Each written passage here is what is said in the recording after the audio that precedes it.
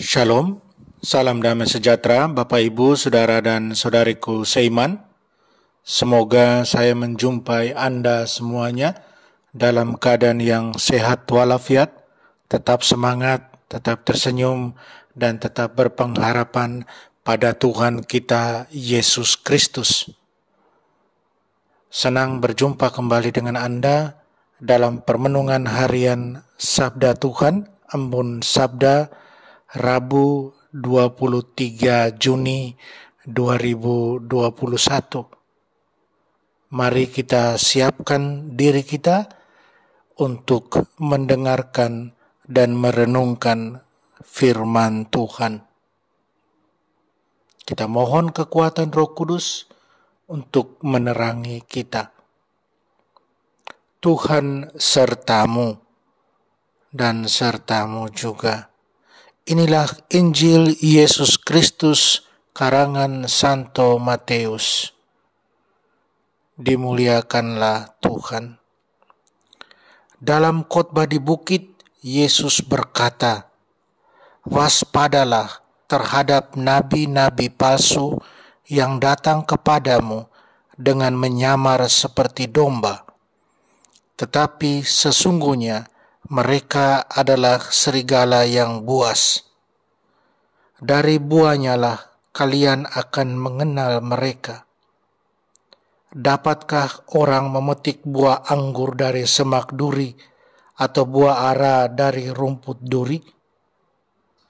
Camkanlah, setiap pohon yang baik menghasilkan buah yang baik, sedang pohon yang tidak baik menghasilkan buah yang tidak baik. Tidak mungkin pohon yang baik itu menghasilkan buah yang tidak baik, ataupun pohon yang tidak baik itu menghasilkan buah yang baik. Dan setiap pohon yang tidak menghasilkan buah yang baik pasti ditebang dan dibuang ke dalam api. Jadi, dari buahnya lah kalian akan mengenal mereka."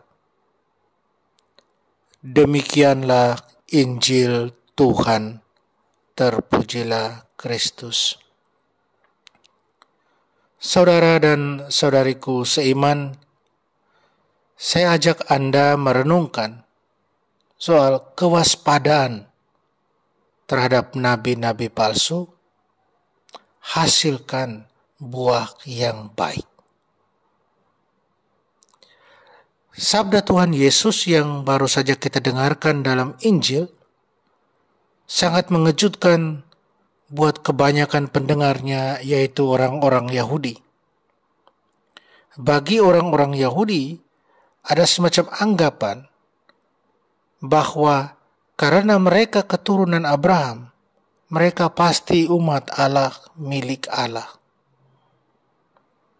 Untuk sebagian kita juga mengejutkan, namun karena alasan yang berbeda. Apa yang Yesus sabdakan di atas. Karena pengaruh pola pikir modern yang ada dalam diri kita, dan juga karena pikiran-pikiran soal pluralitas yang datang dari agama-agama timur, ada anggapan bahwa banyak jalan menuju Tuhan. Kepercayaan dan kehidupan yang seperti apapun akhirnya akan membawa orang ke surga. Tuhan Yesus menentang keras hal ini. Saudara dan saudariku seiman, hidup diumpamakan Yesus seperti memasuki gerbang, seperti melewati jalan, seperti mengeluarkan buah. Hanya ada dua kemungkinan. Perjalanan dan akhir hidup manusia dalam evaluasinya Allah. Pintu, jalan, buah. Dasar yang bagaimana kita putuskan untuk menjadi sifat hidup kita akan menentukan nasib kekal kita. Saudara dan saudariku seiman, sayangnya yang banyak diminati oleh orang adalah jalan menuju kebinasan, jalan lebar menuju kebinasan. Orang lebih suka disesatkan atau menyesatkan daripada tunduk kepada kebenaran ilahi. Jalan menuju ke kebinasan memang mudah, sebab tinggal mengikuti saja arus dunia yang didorong oleh dosa. Saudara dan saudariku seiman, aktif dalam kegiatan rohani, melakukan banyak pelayanan, termasuk mungkin membuat mujizat, fasih melantunkan kalimat-kalimat teologis dan pujian kepada Tuhan, bukan jaminan seseorang sungguh di pihak Tuhan.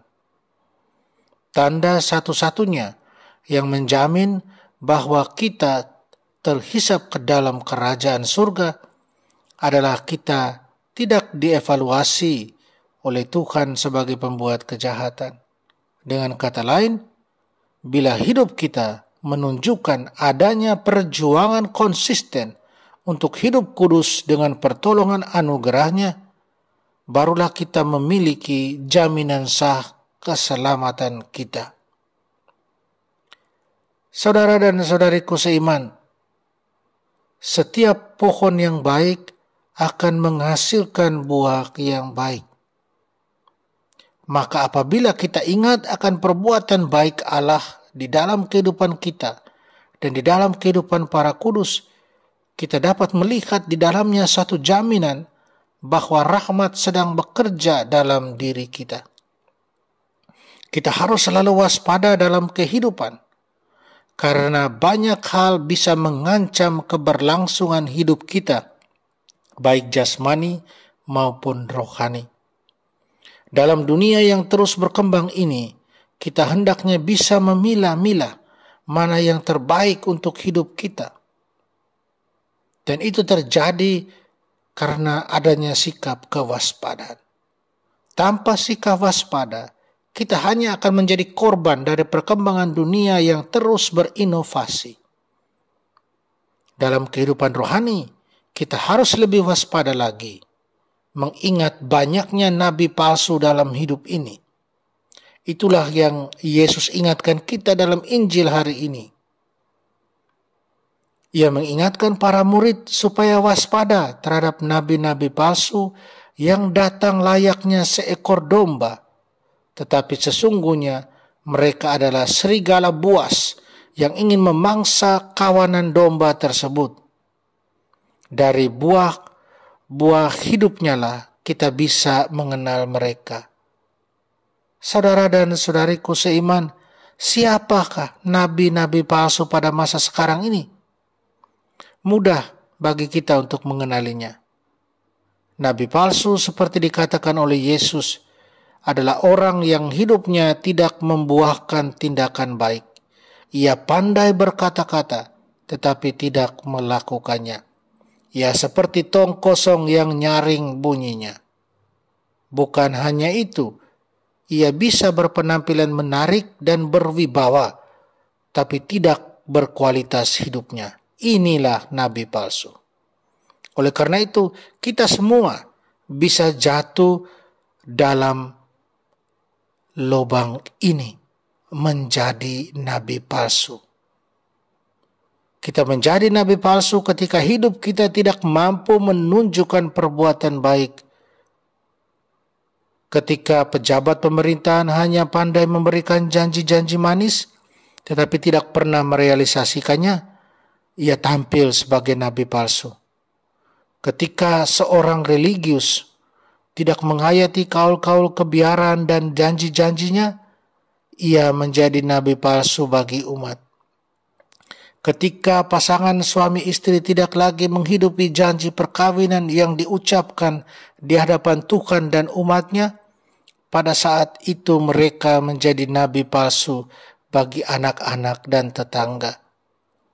Para pengguna media sosial menjadi nabi palsu bagi warganet ketika mereka menyalahgunakannya dengan menyebarkan konten-konten hoaks dan provokatif dan menjadikan sarana untuk menyakiti bahkan melukai hidup orang lain.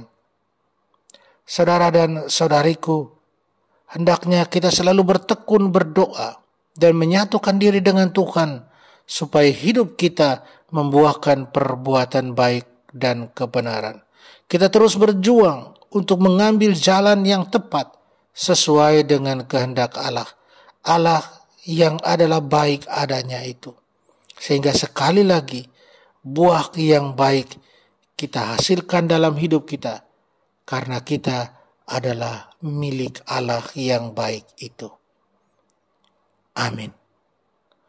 Mari kita mohon kekuatan dari Tuhan, kita berdoa.